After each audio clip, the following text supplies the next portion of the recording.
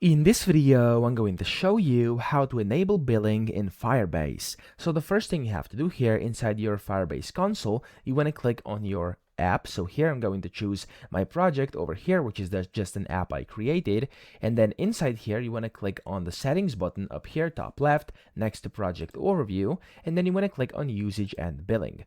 In here, you want to go to details and settings, and currently, in case you have not enabled billing yet or set it up at all, it's going to say Spark, no cost, and you can click on modify plan, and over here, this is going to allow you to basically select their Blaze plan, which is the pay-as-you-go plan, so you can just click on select plan over here, and it's going to tell you have to create a cloud billing account, and then when you do that, that way you'll be able to enable your billing in Firebase. So just click on over here, it's going to take you to your console.cloud.google.com, and then in here, of course, you'll be able to create your billing account for your Firebase project, and then you can go ahead and get started with your base plan. So that's how to enable billing. I hope this video helped you out. If it did, please subscribe to the channel and help me out as well.